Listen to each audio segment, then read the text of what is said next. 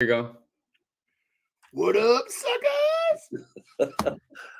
Good morning, gentlemen, and welcome to another edition of the Real Estate Radio Hour.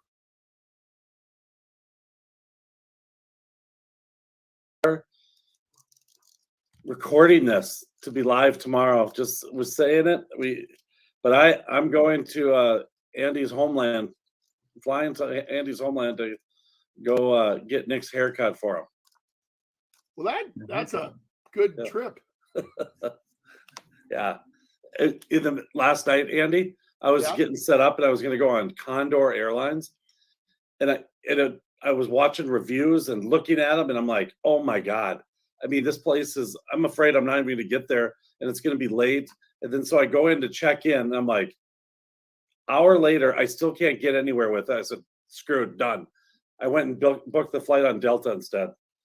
Cost me a bunch more money, but I'm like, I don't care. I don't want to, I'm not messing with. Sit in the airport in Amsterdam for 3 days waiting for your connection flight. Frankfurt, Germany, I would have been. Now I'm going through Amsterdam. So yeah. Rookie traveler. Yeah. So well, that's cool. So I assume you're gonna be bringing home from Poland a bunch of souvenirs. I don't know. I might have to get a new suitcase. Do you want something? Bring a half-empty suitcase and bring it home full, brother. Okay. I'll sport anything as long as it's a 3X, I'll sport anything you buy. Okay. You might get stuff like this. This is kind of a Polish Easter egg, cute little thing.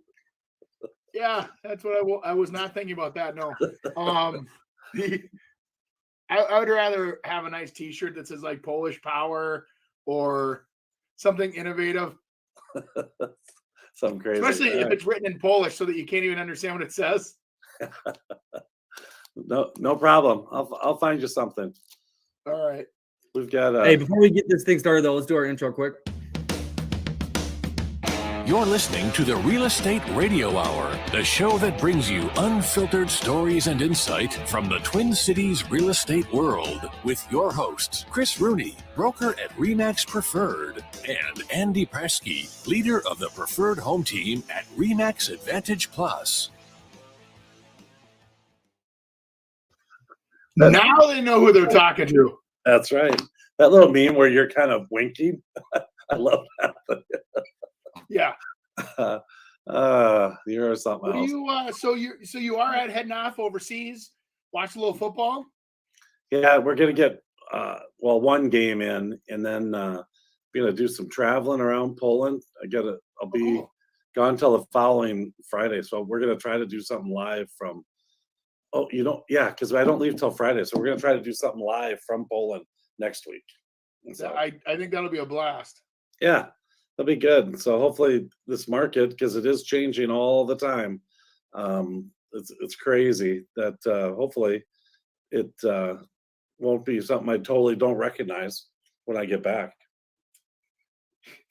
Because it 40 days on market, interest rates are 20%. I know. Yeah. You know what though? After the last couple of years, to be honest, would anything really, really shock you? No. I don't think so either. No, not at all. Not at all. No houses sold last week across the country. Okay, why? And I'm kind of excited because I think when you do your house the right way, it's gonna sell. It's gonna create activity. It's gonna get multiple offers. You're still gonna do good. But it's some of these houses that you didn't do anything, and you just feel like, my gosh, there's no other choice. I got to grab this, and oh geez, I'm competing against 10 other people, and now I just got to try to get more and more. Now, there's a lot of price segments that are still like that, but I think that's going to change, and that's going to get us back to a better time. I really think so. I don't disagree. I don't disagree at all. I think that like last week I had 3 properties come on the market. So it was 3 up and 3 down. They were not selling like they used to sell in hours. They started selling in days. And we were getting offers, not like 20 offers, but you're getting 2-3 offers. So things are still selling, but it's you can feel it, Chris. You're going from a high demand, crazy, intense market to a little more take a breath, think about it overnight, write your offer the next morning kind of a market. And not that I suggest that for buyers, because buyers always, time is of the essence, But that's what I'm seeing, the behaviors of the people that are, they still want to buy a house. And I always say this, Chris, remember this. Somebody today is having the best day of their life. And they've never had an opportunity to buy a house before. Now they're entering the housing market and they've heard that there's, great things going on. And, they don't know any different. They don't know 3% quoted rates.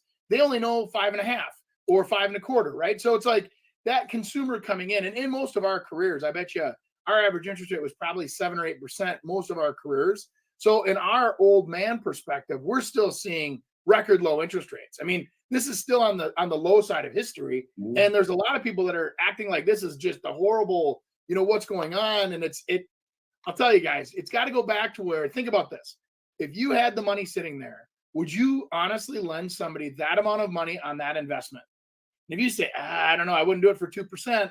Well, nobody else wants to either.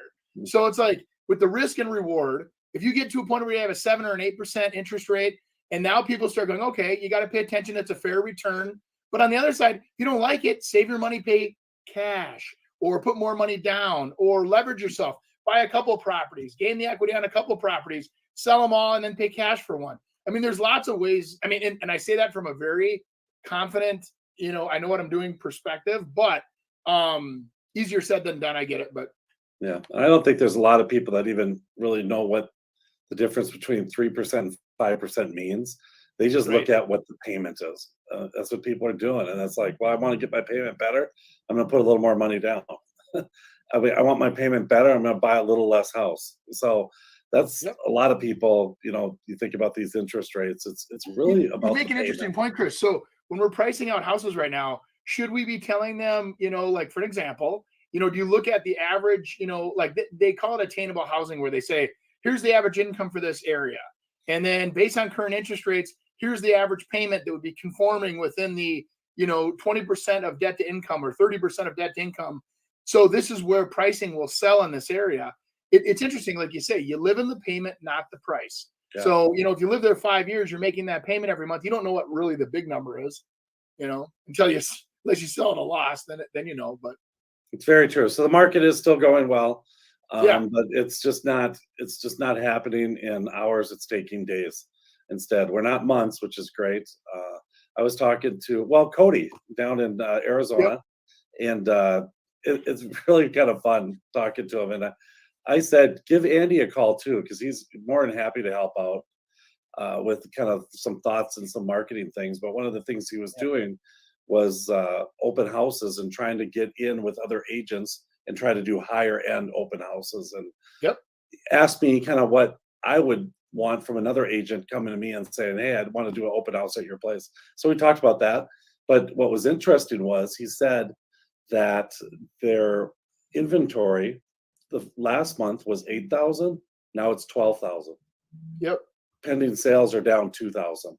I was going to say, I've seen some of those people that are thinking about selling are panicking because, again, the fear over facts, right? So they fear that the market's going to fall, so they want to sell quick before it falls. And in reality, it's not falling at all. It's actually staying very stable. And it's a matter of we use the old analogy. You and I like to use it, where you're driving through North Dakota going 80 miles an hour, then you hit the Minnesota border and you got to slow her down to 70, and it feels like you're walking. And that's kind of what's happening, guys. It's not that traffic isn't still moving or houses aren't selling. It's just that something new. Good point.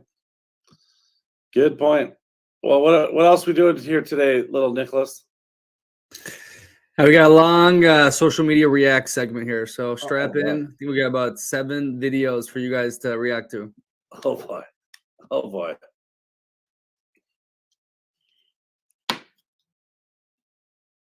I can keep a secret, kid. You got my mind on you. I couldn't read that. I can keep a secret, kid. You got my mind on you. Basically just telling us that, get ready, because once the market shifts, you got to be in position to be able to grab some of that stuff and get wealth. And that's obviously very true. You want to try to buy at the low, but nobody knows what the low is. Try to get your financing in line, get a good relationship with either a lender or a bank, and be ready. Be ready to attack. Well, when people put that propaganda out there, Chris, I'd like to also see them showing us how historically the cash position on most of these properties is compared to today. There's just so much equity in the market. There just is. And there's very, very few buyers that don't have the lowest payments in history. And there's very few people that don't have a ton of equity in their properties. So who's going to dump their, it's like saying you've got a stock or another investment. You want a brand new vehicle right now and there's a lot of vehicles on the market. So you're going to start selling for half price. No, you're not. You still need a place to live. You still need a place to, you know what I'm saying? It's like, I just don't see it. I think if anything, the market's going to get stale and we're going to see markets kind of slow way down and feel like it's dead, even though it's not. Yeah. That's what I'm guessing. I don't think there's a big correction coming. No. I hope I'm right. Yes, me too. Can't stop staring at those oceans. Picture perfect, you don't need no filter. Go just make them drop dead, you a killer. Shower you. Nice kitchen.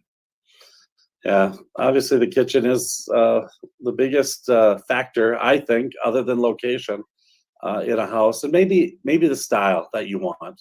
So if you want a main floor bedroom, you need that. But I think the kitchen is the biggest seller and the thing that you want to spend your most money on. So a remodel or adding on like that is a good thing. Hey, I was out showing houses in Plymouth yesterday, and South Maple Grove. And we were showing townhouses. And this is interesting, Chris. You'll find this. Townhouses that are 500,000, 460, 480, 510. And what was interesting was these are the same townhouses that we were showing, I don't know how many years ago that were 260, 230, very consistently in the same areas, right? Yeah. So they've doubled in value probably in the last, 7 years. But this new inventory, the difference was they're putting kitchens like we just saw in these townhouses, which they never used to do. They used to always cheap out on everything in the whole house. Now they're leaving the upstairs kind of the way they used to be, still using fiberglass tubs and fiberglass showers, no tile, all vinyl. But then on the main floor, they're putting in these blow your mind, amazing, cool kitchens with cool appliances, and people are scooping them up. And I can't believe that. I sound like an old man. I can't believe people are paying $500,000 for, a townhouse, but that seems to be where the trend, low maintenance, no maintenance. Yeah. Nice kitchens, nice house,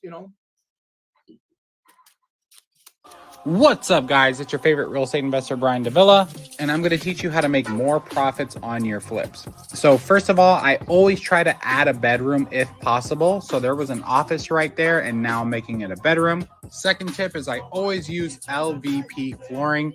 It's cheap, it's durable, but it looks really nice. Third tip is bring on a designer, bring on someone that specializes in making things look beautiful. It's not my strength, so it's better to hire someone. Hope that helped you guys. Peace. That was an Andy move right there. Peace. I like the idea of adding a bedroom. There's nothing wrong with that. The other thing is you should make sure of whatever city you're in, whatever that city deems as a bedroom is what you can put on the MLS. So if you, like say in Prior Lake, you don't have to have a closet to have it be a bedroom. So you can count it as a bedroom. And there's some cities that say, hey, you have to have a closet. Most of them say you have to have a door. You have to have 72 square feet. You have to have an egress window, and that the ceiling height's got to be at least 7 feet. So, but then some have a closet and some don't. We just ran into one in Minneapolis, Andy, and I can't believe, maybe I just let it go, but you know how they have the bedrooms on the main floor, and then they had that back staircase which went up to the half story, and you had another bedroom through there. So you're going through a bedroom to get to another bedroom. Well, you can't count that as a bedroom. Correct. So that's I'm listing one in St. Paul. We have that challenge where they're like, yeah, but our littlest one sleeps in there. We sleep in here. And I go, I totally get it, but it's technically one bedroom. And us as agents, we have to get that clarification from the city. Otherwise, we're misrepresenting what that listing is. But in some cases, that can really hurt you. From us, we're going from a 3-bedroom to a 2-bedroom. And we just had the same thing we did in Richfield. And it just took a little longer time to be able to get it sold. And they took 2 bedrooms and made it into one. And there's an easy area to be able to add one in the basement, but we had to put 2 bedrooms. And so I might have a nice flip opportunity for the people watching. Now, it's not my commercial yet, but I do have one in St. Paul in the neighborhood. We're gonna probably list this one in the 165 range, and it does need some windows and a few things like that. But the upside of that neighborhood is twice that. So reach out to us if you want. If you're looking for a flip opportunity. 165. Yeah, double lot. Yep. Wow. It's got cracked stucco on the outside. It needs some windows. It's, a property where the basement's, your typical 6-foot high basement. But there is potential there. There is potential to add, and then it's a double lot. So if somebody wanted to build a big, beautiful garage and connect it to the house or whatever. And what's cool about that is that it's it's called Beaver Lake. It's kind of south of like Maplewood on the east side of it. And it, neat little area. Yeah, we're gonna put that one on the market here pretty quick. We had a listed over there and it went crazy. I mean, Yeah. That's one that'll get 1 million showings. Yeah, it will. Here's how I make over $100,000 every single month at 24 years old. No, this is not a sales pitch, and yes, you can do this too. It's 100% free. I utilize a strategy in real estate called the double dip, where I'm able to represent myself as the buyer's agent and get a commission and get an assignment fee as the investor on the same transaction. We do this over 20 times a month. If you're trying to learn more about how to do this too, follow me. Or don't. I'm good with whatever. That's called wholesale. That's called wholesaling. That's what that's called. And The young Chris Rooney. yeah, no. Follow me if you want. I don't care. Yeah. Yeah. I did kind of like that part. Yeah. But Well, I mean, it makes a point. I'm not for everybody. right. And I think that's important. I think that's important for everyone, especially realtors, to learn too. Every client's not for you. Because ultimately, I mean, everyone thinks, oh, this real estate's so simple and it's no big deal and you just sell it and you're done. That's not true. I mean, our commitment, once we go with a client, our commitment to you is for life. In our situation, it's for life. And it really is, because we have a duty to be able to protect your interest all the way through. It survives closing and moves on from that. And what I mean by that is all of a sudden, so I'll sell a house to someone, and then 3 years later, I'll list somebody else's house. And now this buyer I had that bought that house hates me, doesn't want to use me. They're using their sister. They come over and look at my listing. I can't say anything about that buyer that I know. So if I knew that, something that they had told me before, that they just buy houses to try to get out of them, I can't tell my new client that, because I have a duty to that client to not do that. So it's a good thing to work with who you like. He You said gotta duty. deal with them forever. What's that? Yeah, well, you're right. And I think that what's interesting is when you get into the wholesale market, you'll find a lot of those people are contractors and they're buying properties representing themselves. And because as a licensed real estate agent, you do have a fiduciary responsibility that you cannot waiver. So I hope all of those guys that are doing wholesale let people know that, hey, I'm basically buying your house at a profit below market value. And I hate the word you're taking advantage of. You should call that equity stripping, Chris, where people would come in and buy a house and sell it to somebody else, take the seller's equity away. It used to be illegal. Now it's a new innovative way to sell houses at 24. Yeah. And here's the thing. I mean, what that person's doing, you heard him say he does it 20 times a month. So and he makes 100,000. That's $5,000 per transaction he's making. And so that's a heavy, heavy burden. And the other part is that you have to go knock on a heck of a lot of doors in which to be able to get those opportunities. You might be making 100,000, but you're probably paying at least 50 of it out to make these. Well, I think a lot of those happen. Companies too, Chris. You name the what is that one? The Road. They do that. There's a bunch of wholesalers that Homestead Road. We pay cash for houses. All those kind of companies that are out there, what they're doing is they're just basically buying it cheap enough from you to squeeze out a profit on the top to sell it to the market, where they find somebody that's willing to buy it to fix it up or do the improvements or whatever. Generally, they're not, like when he's saying he's buying and getting a finder fee, unless somebody's foolish in today's market and selling really cheap. It's a fixer-upper opportunity where they see the equity if they fix it up. There's ways to make money on all this stuff. Oh God, yeah, totally.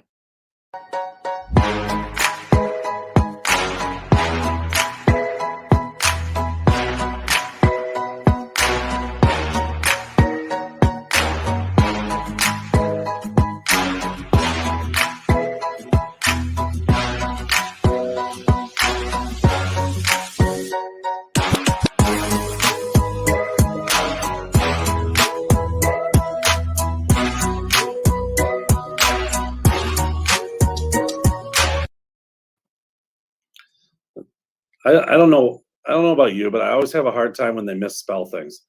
At the end, they spelled flooring F-O-O-R-I-N-G, and it just throws me off. But anyways, what I got from that one, that house completely turned into kind of a modern farmhouse look by painting that brick.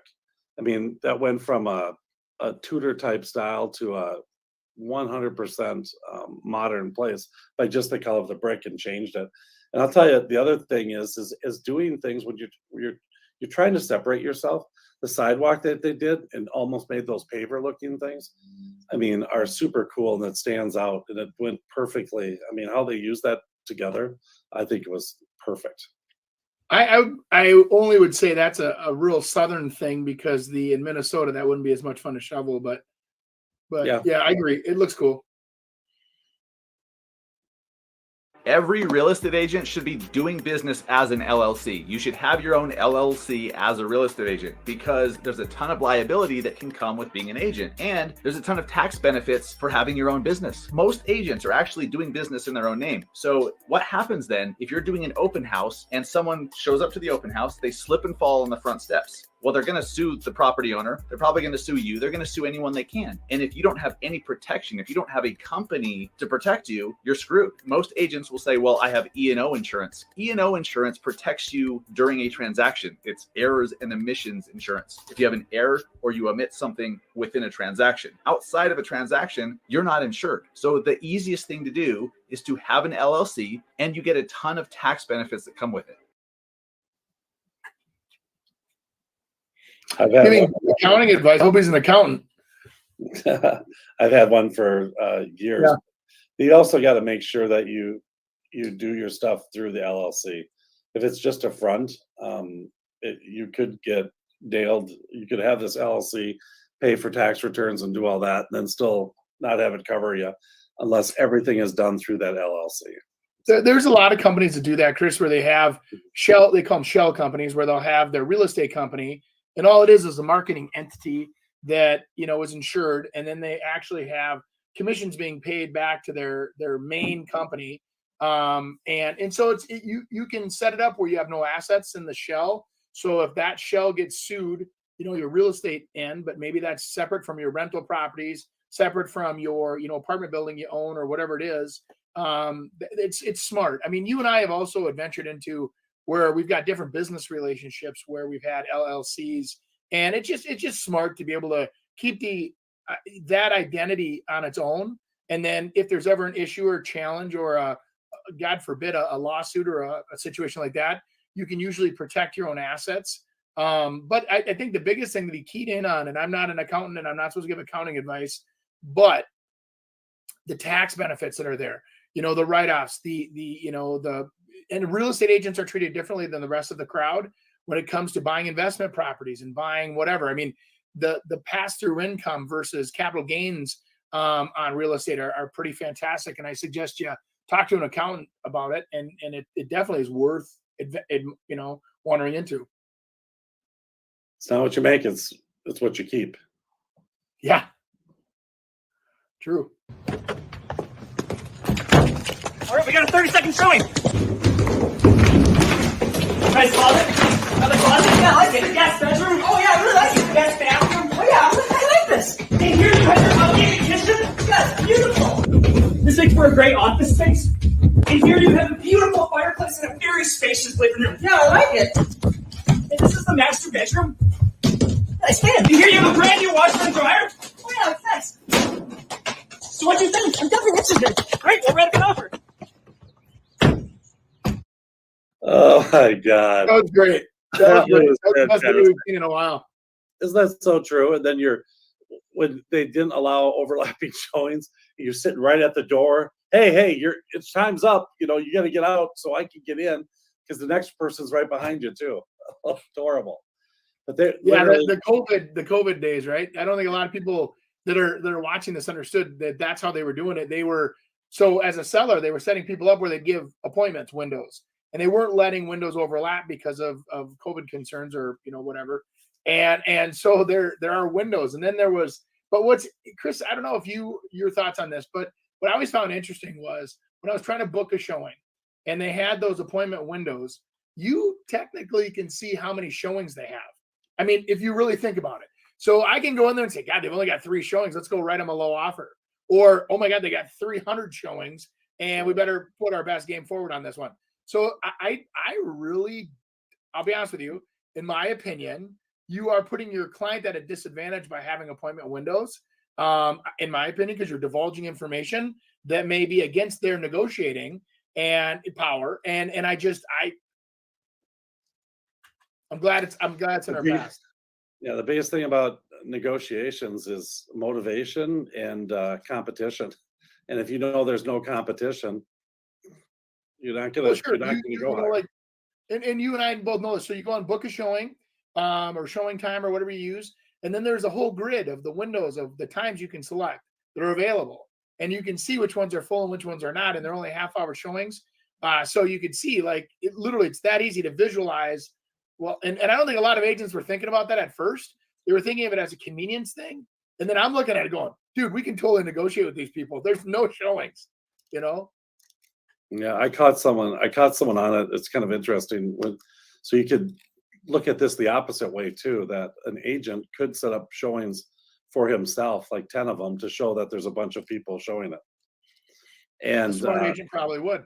Yeah, well, and I ended up doing that because I'm like, hey, I can't, there's no way we can do it. I was trying to get it this evening, but we can't do it. And he goes, oh, let me see if I can talk to them and get that one switched out. And then it was like, all of a sudden, boom, yeah, no problem. Go ahead. We'll get rid of that. They set there was, I believe that was happening quite a bit on the very beginning of it, saying like, you know, like the listing agent would reserve most of the first day so that they could literally limit the first day of marketing for themselves, which is totally against the rules. But also in the first day's book solid before they even put it on the market. Weird. Yeah. Craziness. People are onto you now. Crazy. All right, guys, we're going to see how well you Minnesota experts know Minnesota. So we're going to do a little pop quiz here. Okay. This quiz will make us look bad. Andy, you won last time, Andy. I need to come back. I got to win. Yeah, the worst of the horrible. I mean, we both. Yeah, we weren't good. Okay, it starts off easy, but okay, who wants to go first? Me, no, me. okay, well, Me. Andy's going first. Give him the easy one. St. Paul. Final answer. Okay. St. Paul. Good job. Oh, no. Yes. You can't. Okay, I'll look it up on Google. Evelyn. Evelyn. Yep. Evelyn. Okay. I know all this. I mean, we know this stuff. What city was named Outdoors Magazine City of the Year in 2014?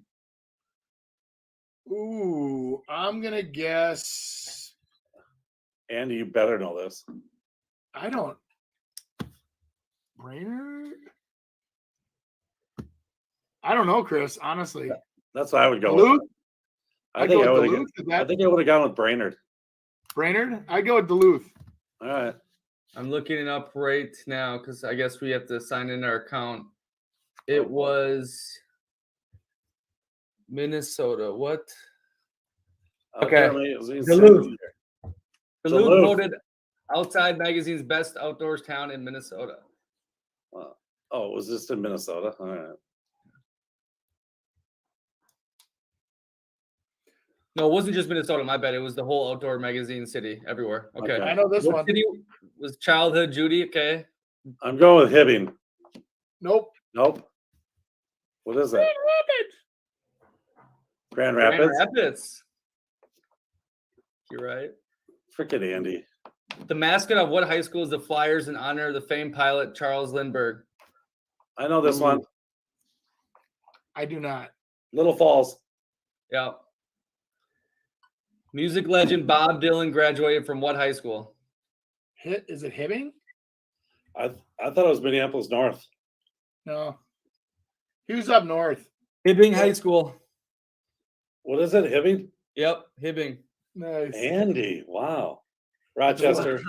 Yeah, Rochester, Mayo Clinic. What is the largest city in Minnesota with over 420,000 residents? Oh, Minneapolis. Yeah. Is that all that's there? I thought it was more. That's in the city proper, though. Like that actual city, not the suburbs. Right. Okay, hey, now I got this next one. So this next one is let's see if you guys agree with this quiz thing. It shows you what city you should best live in Minnesota, depending on your answers. Okay, Hold on. So Hold on a minute, though. We'd like congratulations to Andy and I. Together, we were perfect. you guys know Minnesota. You're the experts. You betcha we do. Oh, yeah. Yeah, betcha.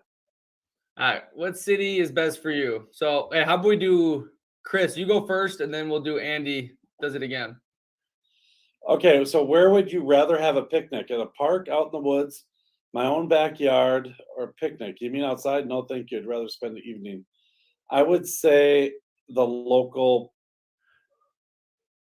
my backyard. My own Okay. backyard.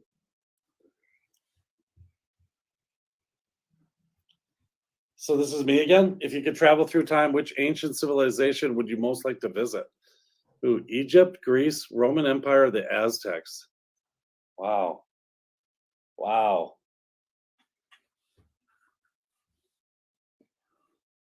I think the Roman Empire. Good decision.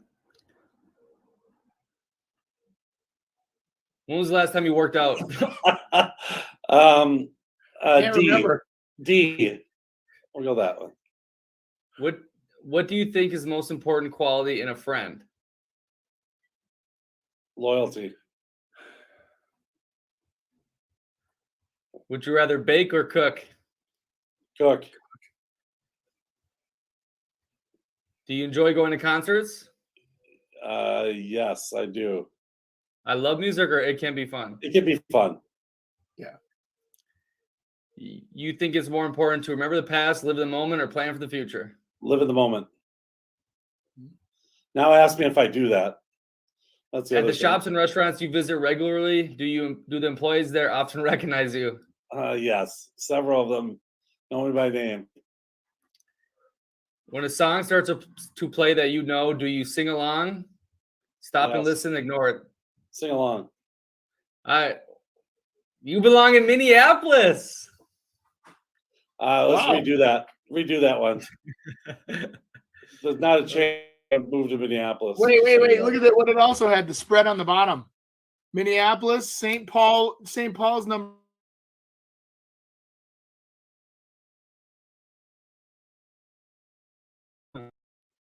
Interesting. Oh, overall public score. This is where it's saying most people would go to.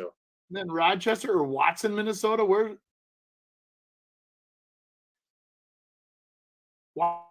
Watson, like down south? Probably want to hide. Oh. What do you probably would have? You weren't too far off, were you, Andy? I was almost identical with you. Were ya? I'm going right down the list. Yeah, I would have liked Minneapolis, but I don't know. I'm turned off by them because of their rental policies. All right, we'll get into some memes, okay? Memes. Okay. Memes. Leave it. When you first get licensed, and start wearing your suit and name tag to the grocery store. That's That's awesome. awesome. I love it.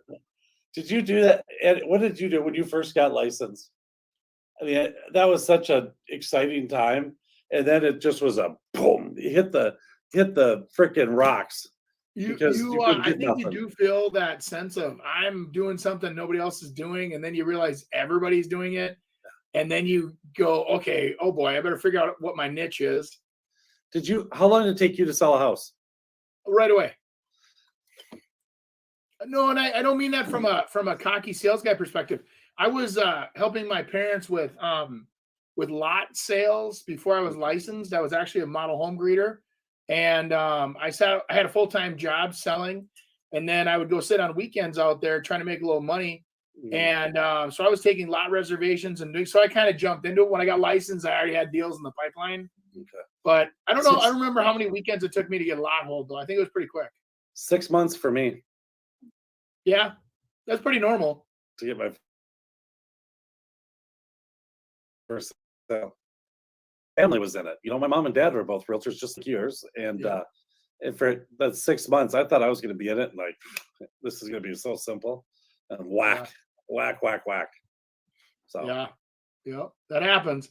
That and then you get that consistency going. I think that the thing is that with a lot of real estate agents, I think we all just try to find our first stream, if you will, of customers that come to us. And what is that? Is that just your grandma, your grandpa, your cousin, your uncle that would support you anyway? Or is it, some actual like new neighborhood, new business that is genuine and I don't know, you know what I'm saying? It's like there's different ways, but as you get older and stay in the business a little longer, become wiser, you realize it's important to have different streams of revenue coming your way. Instead of just one source, you want to have, 5, 6, 7 sources of customers coming your direction. And then you are fairly busy most of the time. before your hair starts turning this color, Silver Fox Silver. there you go. Okay, I'm going to buy a house this year. I really hope the housing market isn't too high in the housing market. Okay. Yeah.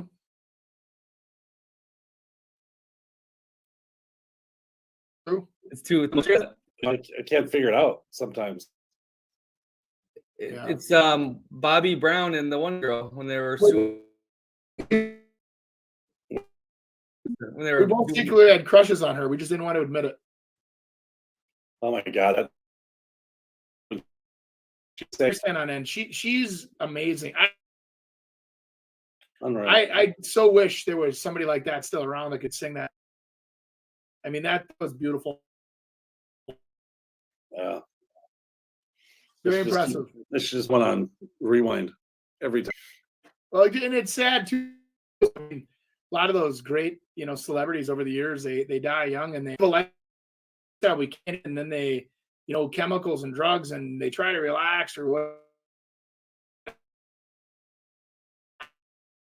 Yeah. It's just horrible. It's sad, Mm-hmm. I've got 50p. Fuck you. Bye. Oh, hi. Wow. Jeez. Welcome back to. That's funny. Yeah.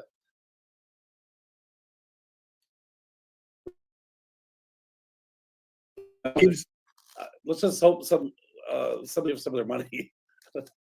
Yeah, But expenses now are just craziness.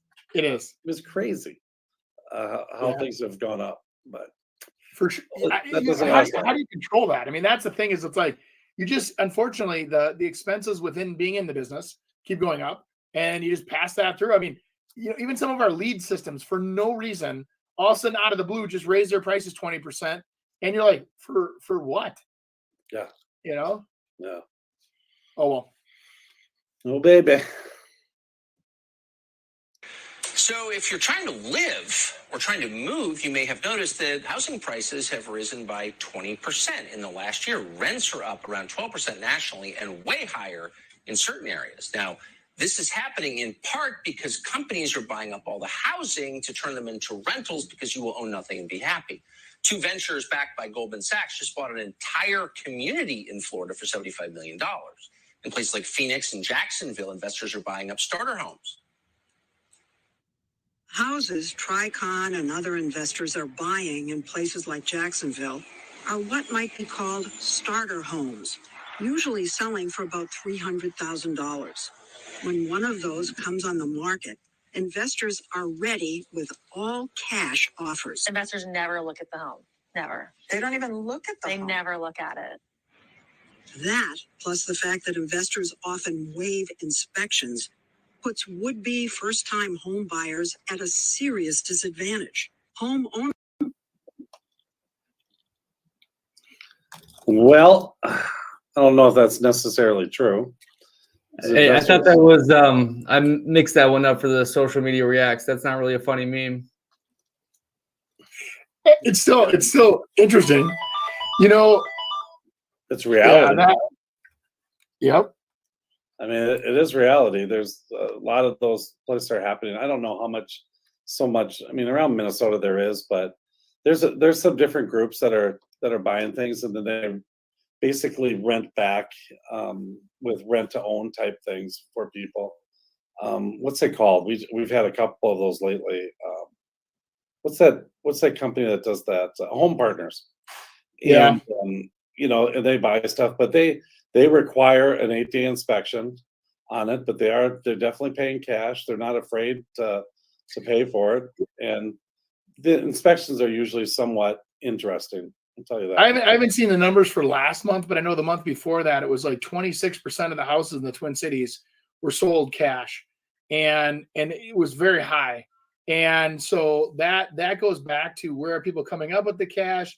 Who is this? Are they, I don't know what the percentage of investors were, but historically, the investor market with the Twin Cities is pretty low.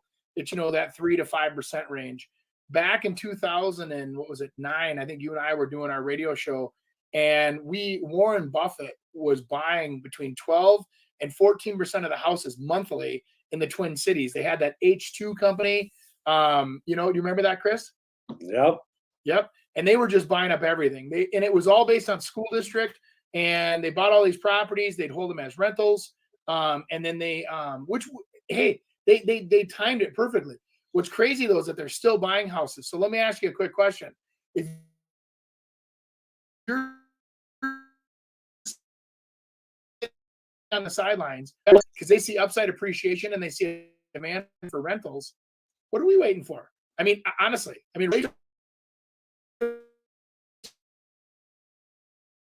housing, they still project it to continue to climb, right? So anyway, hey, what if you would have hauled Zillow and bought all those houses and lost billions of dollars? Well, they were fools. I mean, they were paying. I'm being honest with you. They hire the most inexperienced agents in the industry to go out there and represent, and they just missed the mark by millions of dollars. They were buying wrong, and so in theory, your real estate agents. There were times where we would say, "Oh, the Zillow offer is going to be so low."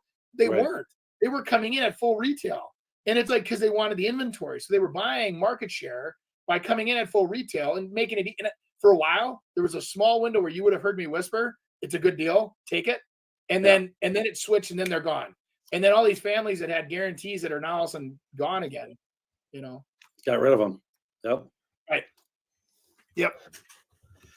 Hi guys, we're gonna do a little therapy session for you two. I think the real estate agents don't really get much love, and you guys just need to talk about your highs and your lows. So my first thing is, because you just reminded me, Andy, what happened to the Zillow meeting? The guy you met in, I think, was it Vegas? How did that end up? Seems part of our help us do whatever, and also me. He podcast and realizes what a jerk I am to Zillow, and then he. How did it make you feel, Andy? I try not to get like the word angry. No, but I don't. I just what I really struggle with is the perception that they give the marketplace. And we're on a vow to be honest and open and completely transparent and clear mission and what our goal is to helping with people.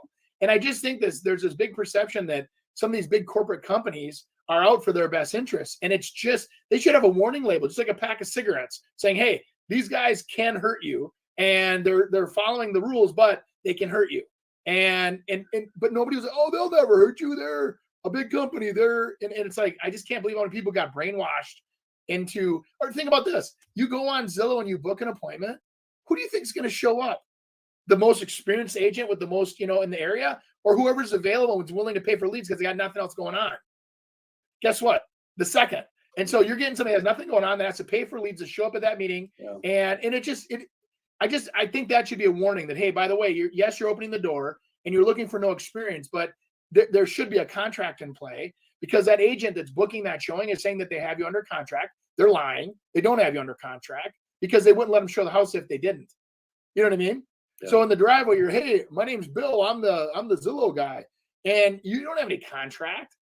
Anyway, I think it cheapens our industry and makes it very unprofessional. And there needs to be some rules and regulations put on those people. And he wonders why Label, Zillow. anything else? Hey, I'm booking a Zillow showing. I do not have this client under contract. I'm hoping to earn them as a client during the showing. You might see some people saying, then that's okay. We don't want you to show it. We don't want to we don't want you to inconvenience us to create a lead for you. I mean, you're making us leave our house prepared for sale just so that you can meet a customer to try to pick them up as a buyer at our expense. No thanks.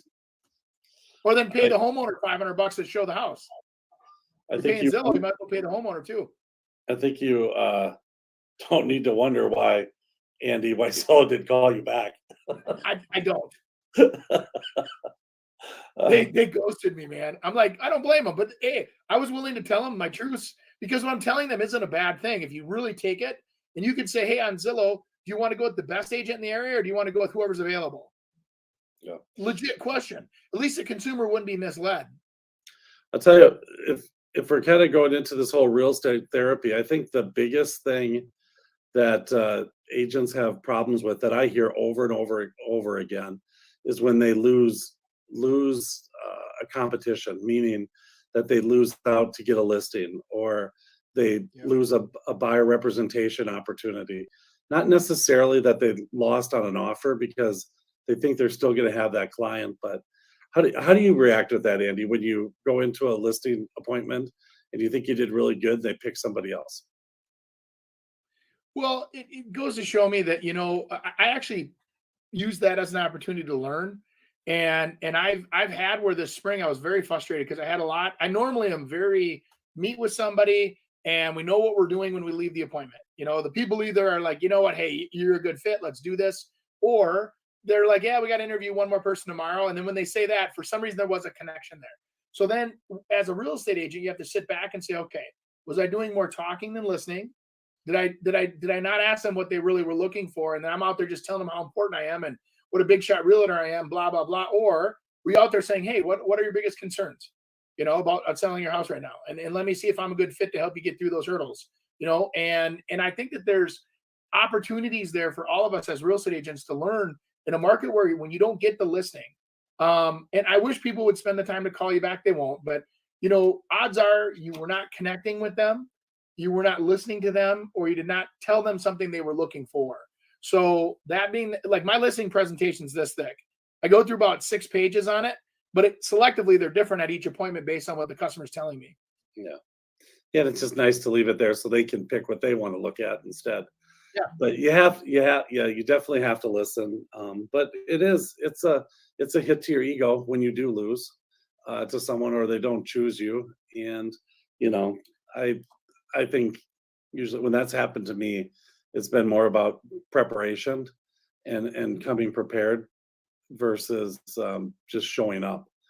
And so that's one big thing for me is I don't just assume I'm going to get it.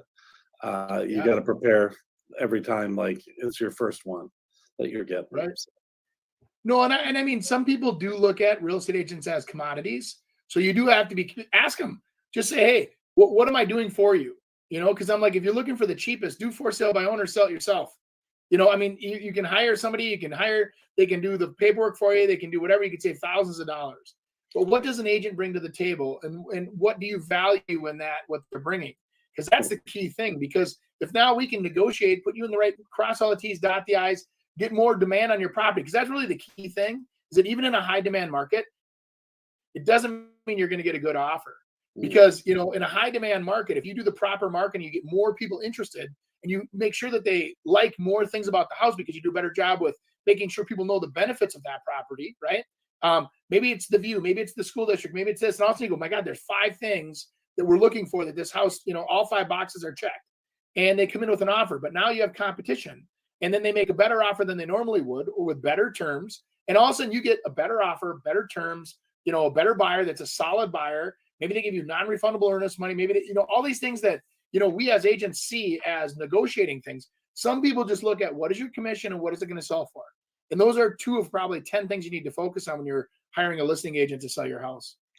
One of the first things I ask is what are you looking for in an agent? I mean, it's real simple, you know. And if it's, hey, I just wanted the cheapest person to be able to do it, well, maybe I'm not your guy, and here's some options that you can do.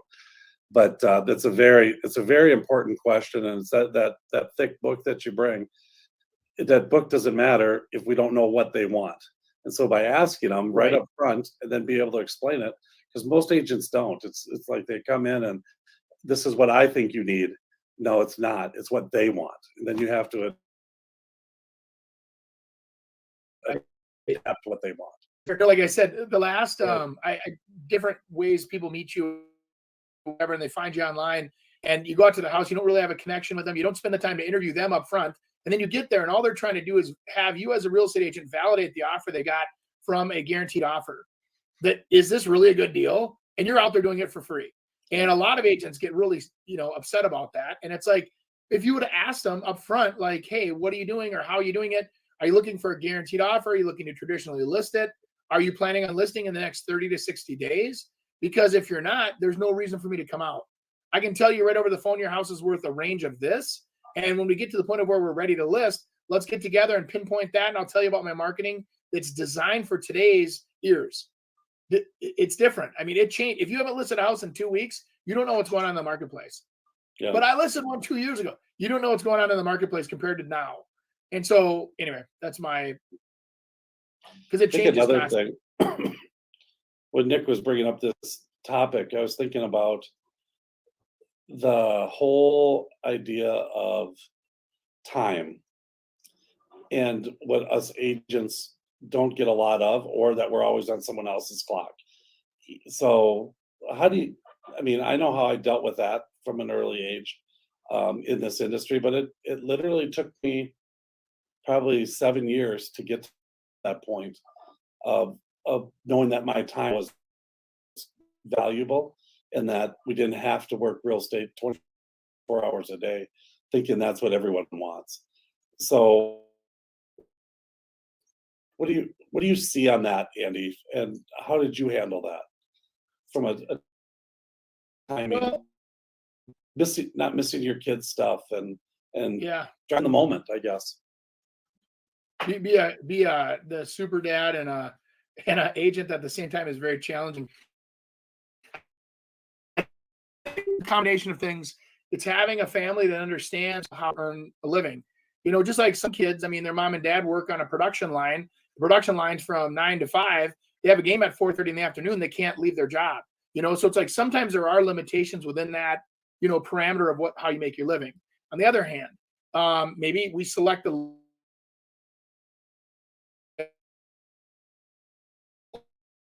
week instead of only on weekends, because there are baseball leagues, like there are something during the week. You can also kind of design your extracurricular career. But on the other side, I'd say this: once you get a thing for someone to do that's in this business, a partner or an assistant, or you have that appointment on Tuesday night at 6 o'clock for baseball. You don't miss it. It's going to come out and you'll meet with Chris, and then why don't we review everything the next day? And some people are okay with that. They really feel like, okay, service is still being met, and we're still meeting with a professional, and we're not losing that opportunity, and it hits our window of time. I've had some people where they can only meet on a Sunday afternoon because of the way they've got their whole week booked, and they go to church on the Sunday, and then in the afternoons and I'm like, wow, they've got their hands tied with schedules. And so I say, well, let me do this. So knowing that someone's that busy, I'm the kind of guy that'll say, well, let me bring over some treats. Want me to bring over some ice cream, or you want me to bring over some coffees? If this is your only day off and you're going to fill it with me, I want to make sure it's a good day for you, my friend. And, and so I think there's a way to gracefully walk around schedules and the parameters of life. And then there are times where you say, hey, when you have children, you may have a limited income. You may only be able to give 40 hours a week instead of 80. I mean, I look at some of these guys that are in the business and gals that are in the business giving 80 hours, 60 hours a week. They're making crazy money, but that's all they know how to do. They don't know how to throttle it back. They don't know how to slow down. They only know how to stay busy, and they work themselves pretty much to death. I mean, it's to the point of where I think most real estate agents don't know how to quit. But I think at the end, being in a commission type business too. So I think it's inherently thought that if I don't grab this deal, I might not get another one. Correct. And so I think that's where you can kind of get yourself caught up in the, oh, I better take it. Oh, I better do it. Oh, I'll miss this game. All right, I can eat dinner later. Oh, we were going to go out to eat. Forget that. We'll just eat ahead of time. And I need this to do this to make it work. yeah, Yeah. yeah. It's tough, man. I empathize with the younger or the newer, I shouldn't say younger. It's not always younger. Some of the newer agents to the business when they're trying to get started. And then, and then there's some people that don't compromise and they don't make it. And so there is a real fine line there, you guys. I mean, I don't think you have to give up your family's quality of life to get a quality real estate career, but you do have to design your lifestyle around being retail. And if you're not available evenings and weekends or can make yourself available, you're not going to, I hate to say it, you're not going to make it unless you specialize in only selling houses to people that do night shifts. And so you're doing it during the day, like regular business hours. And then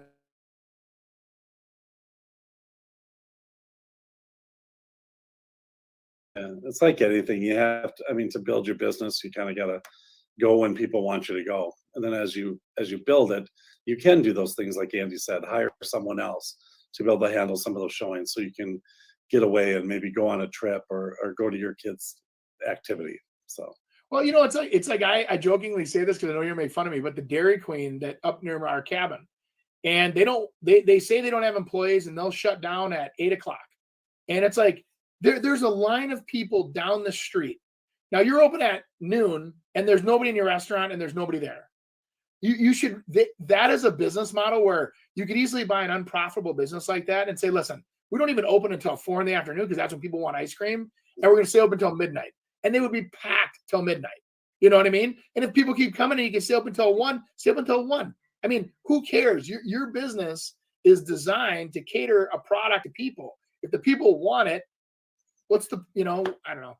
I always get upset about that. Like, I feel like you're in a socialist world where, well, we're just shutting down at 8 because that's when we want to shut down. And I've owned this business and I don't care if I don't make profit. And it's like, it actually gets people like me mad at you that you're not available when I want you available. Like if I'm playing mini golf, you just said the opposite of what we've been talking about. You go out for dinner, you play a little mini golf, and then you say, hey, you know what? On the way home, let's grab an ice cream cone. It's 8:15 and they're closed. Are you kidding me? Hey, they want to live their life. Maybe they don't want to be past 8:00.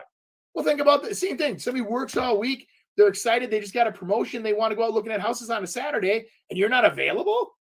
It's the same thing. Exact same thing. They get mad at you to the point of where they're like, well, if you're not available, go with somebody else. And that's why agents, that exact emotion that triggers, even for the ice cream cone or the agent, whatever, that some people are reasonable, but most people don't care. It's like, if you're not going to be available when I need you, I'll go with somebody else that is. You're jealous of the ice cream person because they quit at 8 and go do what they want. And you're out showing houses on Saturdays. I now boycott their business and I go across town, drive 5 miles out of my way to get what I want.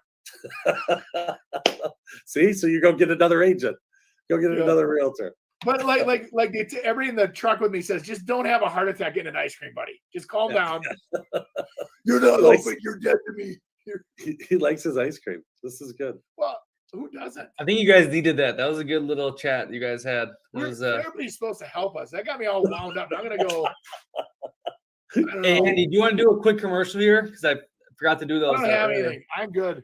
I'm wound up. Hey, dude, actually, I would love to hear you kind of on the spot do a quick commercial about that flip home that you're talking about. Hey, okay. Shoot, hang on. Let me get the address for you. Are you looking for an opportunity to make money in real estate? I'll tell you what. I have a unique opportunity at 2173. It's coming soon. I better not give the address. It's early. It's not pre-list yet. We have the property under contract. We're actually listing it. Perfect opportunity for you if you're looking to get into a property at a low cost and have equity available. The neighborhood will support adding additions, putting on windows. We have this opportunity coming. It is technically a 2-bedroom, but it lives as a 3. And there's plenty of opportunity to build a garage. And best of all, guys, it's a double lot. So this double lot just south of Beaver Lake over in St. Paul in a beautiful, quiet little neighborhood. And anyway, brand new boiler, by the way, too. $12,000. I didn't realize boilers are that expensive. $12,000 boiler. Available very soon. It'll be next week. We'll have it on the market. So stay tuned. And why don't you go ahead and Andy@Prasky.com or give us a call, and we'll get you out there as soon as we get it listed. And then we can, see if that's a good fit for you. 165, by the way. Show me anything that doesn't have wheels on it that's 165. That boiler is almost 10% of the whole value of the home. And it works fantastic. It's old radiator heat, and it's fantastic. It gives me an idea. We should do more of those little segments, like doing a market analysis to a client or pitching to a client. That'd be kind of cool. I love doing improv stuff, but awesome. Hey, everyone, make sure to give us a like, review us on iTunes or Spotify, subscribe to our YouTube channel. We post 3 digestible clips on Facebook and YouTube. Send us in your questions and have a wonderful week, and we'll see you next week. Bye. Thanks for joining us this week on the Real Estate Radio Hour. Don't forget to visit our website, realestateradiohour.com, where you can subscribe to the show on iTunes, Spotify, Stitcher, or your preferred podcast listening app. If you enjoyed today's episode, we'd appreciate a rating on iTunes or sharing us with a friend. Until next time, stay awesome, Twin Cities.